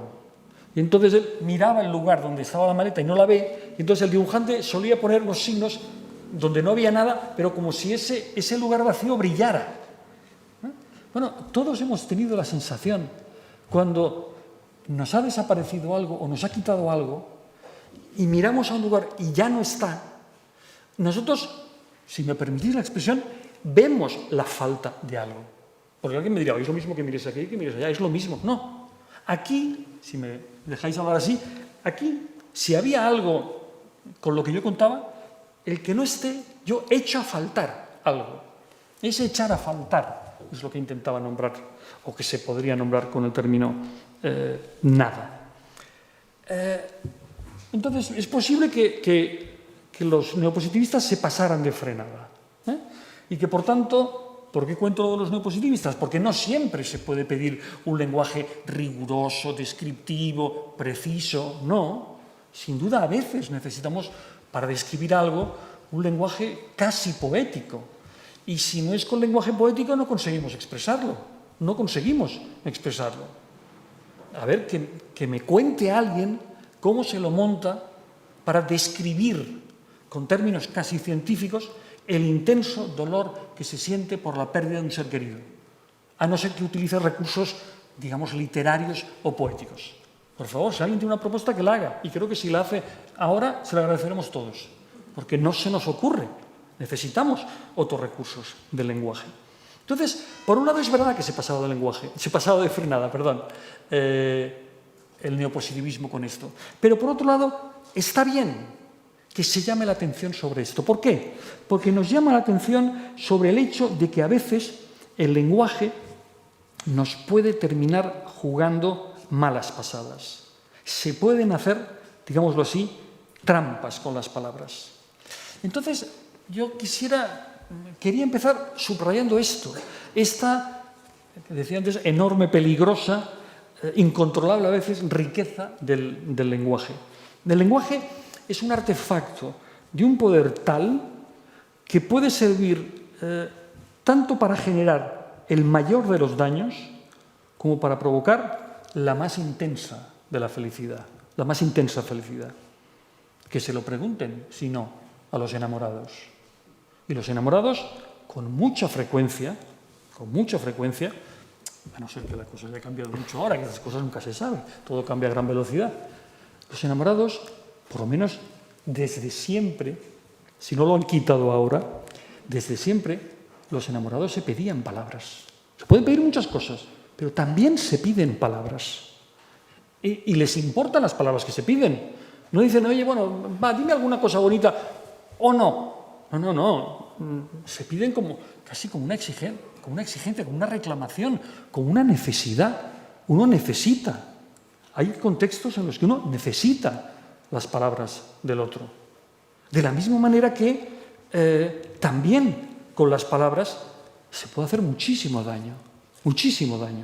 Probablemente, ya que ponía este ejemplo, determinadas palabras de las personas que más nos importan son lo que más nos puede dañar. Si una persona nos resulta indiferente, que nos diga, pongamos por caso, me has decepcionado. Pues bueno, pues mira, pues muy bien, pues peor para ti. Completamente indiferente. Si una persona a la que apreciamos, respetamos, valoramos, nos dice, oye, no esperaba esto de ti, no sabía que tuvieras estos rasgos, no sabía que pudieras llegar a hacer ese tipo de cosas, nos puede hacer sentir muy mal, casi nos puede destruir. Y son palabras, ¿eh? Alguien dirá, son solo palabras. Sí, pero son palabras que importan, que nos importan. Por desgracia, con esta ambigüedad, equivocidad, llamadlo como queráis, del lenguaje, pueden pasar, como os decía, muchas cosas según la esfera en la que se den. Por ejemplo, en el lenguaje político podemos encontrar muchas ilustraciones de esto. El lenguaje político, por cierto, no utilizado solo por los representantes de los ciudadanos, sino también por los propios ciudadanos, por los medios de comunicación que lo amplifican y lo reproducen, etcétera, etcétera. Allí encontramos multitud de ejemplos de situaciones en las que se utilizan palabras que deslizan valoraciones que, por así decirlo, no se explican. Se dan por descontadas. Es decir, se hace trampa con el lenguaje. En vez de explicar por qué algo nos parece así, lo nombramos de una determinada manera, nos ahorramos explicar por qué nos parece eso, pero trasladamos una imagen negativa o positiva a nuestro interlocutor. Y podemos decir, bueno, este manifiestamente mejorable comportamiento, no explico por qué me parece manifiestamente mejorable, pero ya he clavado la pica en Flandes. O a la inversa, este estupendo libro tal, que por cierto me hizo pensar que no explicas por qué te parece excelente y has dejado la valoración encima de la mesa. Pero hay casos más que se puede hacer una trampa más intensa con el lenguaje. Y es cuando se sugieren cosas completamente discutibles. Y yo esto alguna vez lo llegué a escribir en algún artículo. Por ejemplo, en los medios de comunicación es muy frecuente encontrar la expresión, da igual al partido al que se refieran, a los efectos de lo que voy a decir es irrelevante, el partido al que se pueda referir, los varones de este partido. Bueno, es obvio que la expresión varones implica, desliza una valoración. La valoración de que, bueno, primero son varones, o sea, no son reyes, por tanto, tiene una especie de poder inferior. Pero es un poder delegado, Están ahí porque alguien de arriba le ha puesto. ¿Cómo que alguien de arriba? No. La persona que preside una comunidad autónoma la preside porque le han votado los ciudadanos de esa comunidad autónoma. ¿Por qué demonios hablas de él? ¿Por qué lo rotulas con un término que connota el que no ha sido elegido, sino designado a dedo por alguien? ¿Esto qué es? ¿Qué me estás intentando escamotear con esta valoración? Hay muchas más. Vamos, la lista sería interminable. Por ejemplo, una que está más al orden del día, ¿no? A veces las fuerzas políticas dicen, no, nos hemos de sentar a negociar, pero sin líneas rojas. Bueno, ¿qué pasa? Que esa expresión lo que da a entender, lo que sugiere y lo que termina depositando en la cabeza de quienes la escuchan es que aquel que sí que quiere poner líneas rojas, por el solo hecho de que ponga líneas rojas, ya es un poco intransigente, ya no está dispuesto a hablar de todo. La contraposición es, tú pones líneas rojas, yo estoy dispuesto a hablar de todo. Bueno, vamos a ver, ¿de todo? De todo. O sea, si alguien me dice, oye, este asunto de que la tortura esté penalizada, a lo mejor lo deberíamos revisar. Hablemos de todo. ¿Por qué en un momento determinado no puede ser legítimo, no sé, para evitar un daño mayor, infligir un poco de daño a alguien para que se evite tal? No digo un torturador así brutal, tal. No. Alguien incluso razonara. ¿Por qué no planteamos esta cuestión? O podemos plantear científicamente, pues que la persona que va a cometer un delito o que sabe que otro va a cometer un delito, pues entonces, bueno, le aplicamos una dosis de dolor científicamente administrada, sabiendo que no va a tener secuelas y tal, pero conseguimos un bien mayor. Si alguien dijera eso, vamos a replantear la cuestión de la tortura. No creo que dijéramos que eso es una línea roja. Digamos, no. Si alguien dijera, hombre, vamos a ver, esto del respeto a los derechos humanos, ¿por qué? Digo, nos podría decir un interlocutor imaginario, ¿por qué este asunto de los contratos de esclavitud está prohibido. ¿Por qué no puede ser legal un contrato de esclavitud si las dos partes están de acuerdo? Si alguien dice, no, yo acepto ser esclavo de esta persona, es decir, trabajar para ella, a cambio de que me mantenga, perpetuidad, bla, bla, bla, me dé alojamiento, incluso reglamentamos las horas que trabajaré, pero yo no me quiero someter a una legislación laboral, social, sino que admito un contrato de esclavitud, en uso de mi soberana libertad. Y el otro dice, sí, el esclavista encantado de la vida, sí, pues nada, hacemos un contrato, vamos al gestor, que nos haga el contrato y ya está. Bueno, si alguien dice, no, perdona, es que no se puede admitir en la sociedad, en nuestra sociedad, un contrato de esclavitud, ni siquiera, aunque las personas, digamos, afectadas por eso, estuvieran de acuerdo. ¿Eso es una línea roja? Sí, claro que es una línea roja, pero es la línea roja de lo que hoy entendemos que es una vida en común digna. O sea, que poner líneas rojas a la vida en común digna es ser intransigente. Hombre, no me haga usted trampas con el lenguaje, con las palabras. Ahora, dicho esto, el problema es que no disponemos de mejor herramienta para sortear estas dificultades que el lenguaje mismo. Yo les recomiendo mucho el penúltimo libro de Nicolás Sartorius, que se dedica a analizar esto, a analizar expresiones constantes que se dan en el lenguaje, sobre todo político, actual, ¿no? Digo, la mejor herramienta que tenemos para corregir los errores del lenguaje es el lenguaje mismo. Lo que tenemos que hacer es utilizarlo bien, y utilizarlo bien significa ya no solo lo que yo ahora estaba comentando, a saber, no hacer trampas con las palabras, sino algo más, ponerlo al servicio de la comunicación. También los neopositivistas subrayaban mucho aquello de que no existe el lenguaje privado. No existe el lenguaje privado. El lenguaje es siempre lenguaje de la tribu. Por definición es lenguaje de la tribu. Y es el lenguaje que la tribu utiliza para vivir juntos. Para vivir juntos lo mejor posible. Eso es lo que deberíamos hacer en la política. Digamos, hablar, pero ya antes lo has insinuado en tu presentación, hablar no solo más, sino mejor. Más porque hablamos poco. Es decir, hacemos como que hablamos, generamos mucho ruido, pero no está claro que hablemos como se tiene que hablar. ¿Y cómo se tiene que hablar?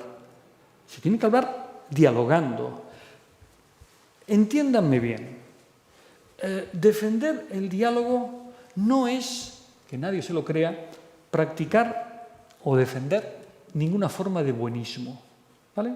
Dialogar no es aquello de hablando se entiende la gente, todo el mundo es bueno, tal. No. Dialogar es una cosa muy seria. Dialogar es una cosa muy seria. O mejor dicho, por recuperar otra vez los términos del libro de Antonio García Maldonado, es una aventura. Es una aventura. ¿Por qué es una aventura? Porque el diálogo bien utilizado, en el diálogo bien utilizado, uno tiene que estar dispuesto a correr el riesgo de cambiar de opinión. Si no está dispuesto a cambiar de opinión, no está dialogando. Está haciendo como que dialoga. Es lo que vemos constantemente. O sea, en fin, no quiero que parezca que me meto mucho con los periodistas, pero también se puede decir de los políticos. Esas entrevistas en televisión en las que el periodista pregunta, el político responde y a veces en un plano más amplio, mientras el político habla, el periodista se está mirando la siguiente respuesta. Es como decir, me trae sin cuidado lo que usted me esté respondiendo, yo ya estoy pensando en la siguiente pregunta. Y ya está. Eso no tiene nada que ver con el lenguaje, con el diálogo, perdón. Y si alguien me dijera, hombre, es que el medio periodístico no, dialogar en este caso sería, por ejemplo, repreguntar. Y bueno, usted me ha dicho esto, espere, entonces a lo mejor se me ocurre, tal. Es decir, el diálogo es esto. El diálogo es un ponerse a prueba. Es un enunciar, es un poner en palabras las propias convicciones, argumentar las propias convicciones y estar dispuesto a someterse al test de la valoración del otro. Esto es algo normal y corriente, es algo que se hace constantemente, es algo que no hay por qué valorar tanto. Bueno, en tiempos en los que en la política pesan tanto las emociones y los sentimientos, eso tiene poco que ver con el diálogo. Eso tiene poco que ver con el diálogo. Sobre emociones y sentimientos, a mí no se me alcanza qué se puede dialogar. Es decir, si su interlocutor pone encima de la mesa sus sentimientos, lo que dirá es, bueno, bien, de acuerdo, recibo el mensaje, te respeto tus sentimientos. ¿Podemos dialogar sobre que yo tengo otros sentimientos distintos a los tuyos? ¿Cómo se dialoga sobre sentimientos? A mí no se me ocurre. Se dialoga sobre argumentos, se dialoga sobre palabras, pero estamos en un momento en el que eso no es algo absolutamente normal. En absoluto es algo normal. A veces incluso es excepcional. Otro elemento más para destacar la importancia del diálogo. Les comentaba antes lo de Tocqueville y lo de malentender la democracia como si fuera un mero votar y sumar. La democracia, como muy bien sabía Javier, y le gustaba la palabra, la democracia es deliberativa. La democracia es deliberativa. En la democracia, el momento de la deliberación, es decir, del debate, del diálogo, de la disensión, es un momento fundamental, absolutamente fundamental. Y ha de ser un debate en la plaza pública, y ha de ser un debate ante testigos, o sea, ante los ciudadanos, que son los que luego sancionarán qué argumentos les parecen mejores o peores. ¿Qué es lo opuesto a esto? ¿Qué es lo no democrático en sentido propio de la palabra? Saltarse la deliberación. Saltarse la deliberación es lo menos democrático que hay. Lo menos democrático que hay, lo digo así. ¿Quién se salta la deliberación? Hombre, todos los que dicen, empecemos votando, empecemos decidiendo. No, empecemos no, terminemos votando, terminemos decidiendo. Pero empecemos. ¿Y dónde queda la deliberación? ¿Dónde queda el contraste de opiniones? ¿Dónde queda la oportunidad que yo necesito de saber si eso que se me ha dicho es lo más convincente o no? Porque eso es fundamental. Oye, por cierto, ¿a qué hora de terminar? Que no lo tengo controlado. Sobre las 9 o 9 y algo para abrir un pequeño... Perfecto, vale. Un filósofo norteamericano, que era el discípulo de Dewey y el maestro de Richard Rorty, que se llama Sidney Hook, ponía un ejemplo que me parece que es un ejemplo bastante pertinente. Popper también dice que la metáfora de los tribunales es una metáfora muy potente para explicar el funcionamiento del conocimiento. El fiscal, el defensor, el juez, tal. Bueno, entonces, Sidney Hook, en un libro, comenta, dice, el miembro de un jurado popular, que entra el primer día a tener que juzgar lo que de entrada parece un crimen atroz, es normal que llegue con el convencimiento de que lo tiene muy claro. Pero lo normal también y lo bueno es que en el transcurso del juicio, el hecho de que se le vayan aportando elementos y él vaya viendo la complejidad de la situación, le haga cambiar de opinión o le haga modular su opinión. De entrar y decir, no, esto, bueno, condena perpetua, tal, seguro, esto no se puede hacer, bla, bla, bla, bla. Y luego resulta que se lo piensa.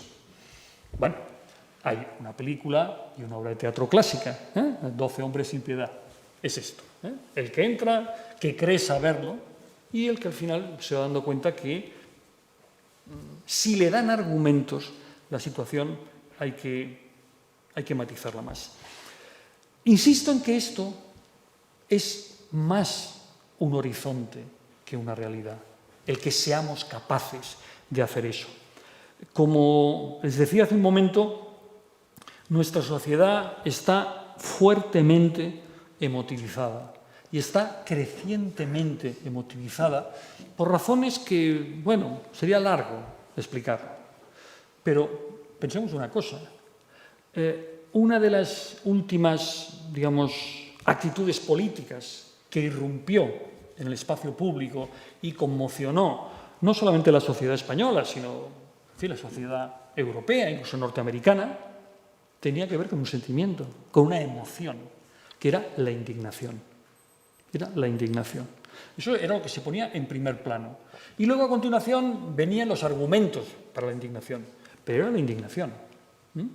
Bueno, bien, no seré yo el que diga nada contra la, digamos, justa indignación. Pero intentemos ser, por lo menos, un poquito autocríticos. Por lo menos, en fin, fuera del horario de oficina, intentemos ser un poco autocríticos. Cuando nuestros adversarios, los que sean, cada cual tiene los suyos, me es igual, se muestran también profundamente indignados, lo normal es que no digamos de ellos que están indignados, sino que están airados, que están fanatizados, que son, en fin, que han perdido el control, que no son capaces de aportar argumentos racionales. Los nuestros, sean estos los que sean, siempre están cargados de santa ira. Y nos parece perfecto. Los otros no.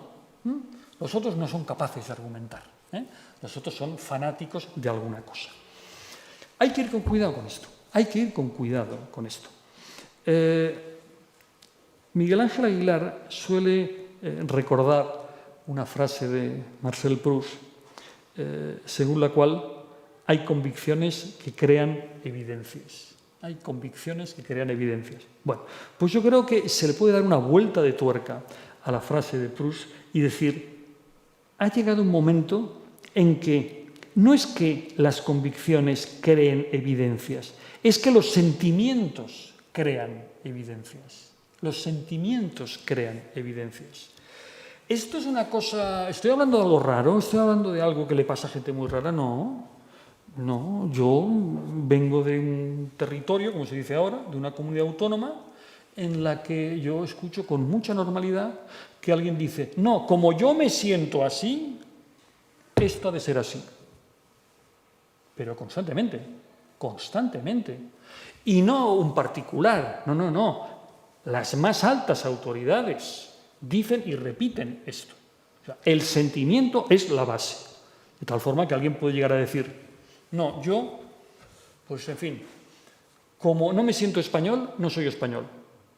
Hombre, a ver, ser español es una situación civil, no una cuestión sentimental. Es una cuestión civil. Plantéenlo a la inversa. Yo no puedo decir, como me gusta mucho Buenos Aires, me encanta Buenos Aires, como me gusta, me declaro porteño. Yo me diré, no, o sea, usted no es porteño, se ponga como se ponga, hasta que el alcalde de Buenos Aires le nombre, en fin, ciudadano honorífico, a lo mejor puede decir yo soy porteño. Pero antes, como usted se sienta, no tiene que ver con determinados efectos. El sentimiento, por así decirlo, va por otro raíl. Y para terminar esta cuestión de los sentimientos, no se vayan a pensar que yo estoy haciendo apología de unos ciudadanos absolutamente fríos, cerebrales, que toman decisiones con lógica, que no se dejan emocionar. No. Claro que todos tenemos emociones, pero lo que nos define como seres humanos es que somos capaces de gobernarlas. Es eso lo que nos define como seres humanos. Hay un libro magnífico de una gran amiga de Javier, Victoria Camps, que se llama El gobierno de las emociones. Las emociones hay que gobernarlas. Todos tenemos emociones. También tenemos emociones, también odiamos, pero al mismo tiempo también podemos aceptar que exista el delito de odio. Es decir, odiamos, pero no porque odiemos, eso es una cosa buena o una cosa que hay que aceptar. No, es decir, bien, tenla, pero gobiérnala Y si te pasas, puedes llegar incluso a cometer un delito, ¿no? Bien, en definitiva, a donde quiero ir a parar es a que la última palabra en estas situaciones de confrontación, de disenso, en cualesquiera conflictos que se den en la esfera pública, no en la esfera de la política, en la esfera pública, en la polis. Por eso hablaba de Javier Muguerza como filósofo de la polis. Tienen que gestionarse a través de la palabra y de la palabra cargada de razones. Eso es lo que hay que hacer, lo que estamos obligados a hacer si queremos vivir mejor juntos. Esa es la cuestión. Por tanto, no hay mayor rechazo de la política que negarse a escuchar la palabra del otro. De la política en el sentido más amplio de la palabra, ¿eh? O sea, uno no puede negarse a escuchar la palabra del otro. Uno no puede acallar con gritos o con silbidos lo que otro esté diciendo, y menos en una cámara, y menos en una cámara legislativa. Eso ya es el bochorno, ¿eh? ¿Qué es esto de que yo a usted no le quiero ni oír? No, eso no puede ser, de ninguna de las maneras puede ser. Entre otras cosas, porque déjenme que se lo diga, creo que expresa miedo al pensamiento. Expresa miedo al pensamiento. Yo creo que, a veces lo he dicho así, nada es de temer en materia de ideas. Claro que hay ideas nefastas, por supuesto, ojo, por supuesto que hay ideas nefastas. Pero lo que quiero decir es que se les puede combatir y se les ha de combatir con otras ideas, con mejores ideas. Por eso insistía en el lenguaje y en el buen lenguaje, porque el lenguaje es ya en sí mismo la materialización de la razón. En la palabra es donde se pone a prueba el valor de cualquier propuesta. Ha de ser argumentada, lo cual, por cierto, también lo deberíamos aplicar a esas situaciones en las que el apoyo a una opción política, pongamos por caso, a lo mejor no es por el sentimiento, pero tampoco es por la palabra. Es, por ejemplo, por la adhesión al líder. Bueno, eso no es lo deseable. Eso no es lo deseable. Hemos de avanzar en la dirección de entender lo común, lo compartido, como algo que tiene que ser no solo mimado y bien tratado, sino sobre todo bien organizado. Huyamos, por favor, de las ideas simplistas. Huyamos de las ideas simplistas. Si en algún momento ha de haber acuerdo, si en algún momento ha de haber consenso, que esté muy claro sobre qué es el consenso, qué supone ese consenso, qué costes tiene ese consenso. Yo no sé si estoy, como principio general, no sé si hay que estar a favor o en contra del consenso o a favor o en contra del disenso. A mí me sale depende, ¿eh? Pero lo que sí sé es que ni el disenso puede ser la pataleta, la actitud iconoclasta, ni el consenso puede ser una especie de aceptación acrítica. Eso no puede ser. Nosotros hemos de saber qué es lo que estamos consensuando. Y si estamos consensuando cosas que parecen indiscutibles, como la democracia, por ejemplo, bueno, que nos quede muy claro qué es la democracia y qué entendemos por democracia. Porque si no, cabe la posibilidad que si creíamos estar todos de acuerdo y resulta que estamos de acuerdo, digamos, en una idea insuficiente, alguien nos impugne en nombre de esa misma idea. Me explico. La mayor parte, se suele decir que en este siglo y sobre todo en la última década, pues en fin, la democracia está en peligro. Está en peligro, está amenazada, tal. Bien, no diré yo que no. Pero la pregunta es, ¿en qué está amenazada y por qué está amenazada? ¿Solo porque han salido unos asilvestrados tipo Bolsonaro, Trump, como si fuera una especie de seta extraña y tóxica que ha aparecido? ¿Qué es lo que ellos están criticando de la democracia que nos parece que es perjudicial? Porque este es un debate muy serio. Uno puede... Antes ha salido la palabra provocación. No sé quién ha utilizado la palabra provocación. Bueno, pues vamos a ser un poquito provocadores. Uno puede estar en completo y absoluto desacuerdo con una fuerza política. Pongamos un ejemplo. Vox. Supongamos. Una cosa es que uno esté en desacuerdo con una fuerza política. Una cosa es que se considere que alguna de las cosas que propone esa fuerza política le resultan a él inaceptables o a ella inaceptables. Ahora bien, ¿eso equivale automáticamente a decir que esa fuerza política está en contra de la democracia? No es exactamente lo mismo, ¿eh? No es exactamente lo mismo. O sea, vamos a ser cuidadosos. Uno puede decir, me parece espantoso lo que propone Vox. Es una hipótesis, ¿eh? O sea, que si hay alguien de Vox aquí, no se tiene que sentir ofendido por lo que voy a decir, por lo que estoy diciendo. Uno puede decir, me parece mal lo que propone Vox. Creo que no hay que llegar a acuerdos con Vox. Creo lo que queráis. Pero eso es distinto a decir, esa fuerza no es democrática. Alto ahí, alto ahí. Yo no estoy de acuerdo en absoluto, porque como algunos sabrán, yo me defino como federalista. Yo no estoy de acuerdo en absoluto con que alguien quiera acabar con el Estado de las autonomías. Pero España podría ser democrática aunque el Estado no fuera de las autonomías. Es una cuestión técnica, ojo, no es una cuestión de ponernos aquí a defender una cosa u otra, es una cuestión técnica. O sea, una persona puede ser centralista feroz, jacobina feroz, y eso no le convierte en antidemocrático. ¿Por qué no pensamos bien aquello que estamos defendiendo? Yo a veces sospecho que no lo hacemos porque tampoco nos conviene demasiado, porque nos sentiríamos comprometidos por eso, por lo que estamos defendiendo. Y la democracia es algo efectivamente complejo, pero que tiene una determinada estructura. Y eso es lo que hay que defender. La democracia, como decían los padres fundadores norteamericanos, check and balance, control y equilibrio. Es la maquinaria lo que tenemos que defender.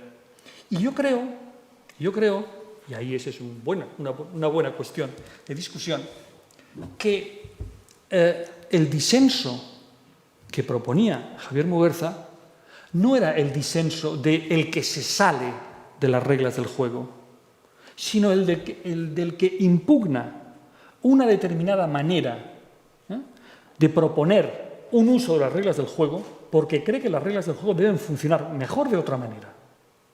Por tanto, una cosa es impugnar algo y disentir de algo, incluso de algo trascendental. Pero el que disiente, igual que el que desobedece, hay un libro magnífico que les recomiendo, de Javier de Lucas, sobre la desobediencia civil. Y queda muy claro, digamos, los grandes desobedientes civiles, Martin Luther King, etcétera, etcétera, lo que querían era perfeccionar la democracia norteamericana. Su disenso no era porque se quisieran salir de la democracia norteamericana, sino porque creían que tenía severos errores. Esa es la cuestión. Pero eso solo lo podremos hacer con un uso adecuado de la palabra, sabiendo lo que decimos, nombrando bien lo que decimos, no haciendo trampas con el lenguaje, no utilizando, por ejemplo, significantes vacíos. Hablar de significantes vacíos es casi un ejercicio de cinismo. Es casi un ejercicio de cinismo. Es decir, voy a utilizar una palabra que, como puede ser entendida de diversas maneras, pues colará. Unos pensarán que lo quiero decir en ese sentido, otros pensarán que lo quiero decir otro, y valdrá para todo. No. Los significantes no pueden, no debemos pretender que sean vacíos. Debemos pretender que sean plenos y transparentes. Y usando así el lenguaje, tenemos que armarlo, articularlo con razón. Usar la razón, se dice también en el espacio Muguerza, usar la razón no significa pensar que se tiene la razón. Usar la razón no equivale a tener razón. ni a cargarse de razones. Equivale a poner en juego la razón, atreverse con la razón. Y voy a terminar con esto. La democracia es precisamente esto. La democracia es precisamente esto. Y por eso, para mí, Javier Muguerza era un filósofo de la polis. A veces se da... Voy terminando, no se apuren. A veces yo tengo la sensación de que algunos opinadores, políticos, analistas, tienen una especie de relación paternalista con los ciudadanos. Es decir, por un lado dicen, no, la gente tiene que votar, la gente tal, tiene que esto, lo otro, está indignada, está tal, está cual. Pero luego, si resulta que los ciudadanos hacen algo que no les gusta, entonces en vez de decir, hombre, los ciudadanos, ¿qué han hecho? ¿Qué han hecho los ciudadanos votando a Trump? ¿Qué han hecho votando a Bolsonaro? ¿Qué han hecho tal? No. Entonces le echan la responsabilidad a alguna superestructura. Bueno, esto es porque tal, en este momento, la coyuntura, tal.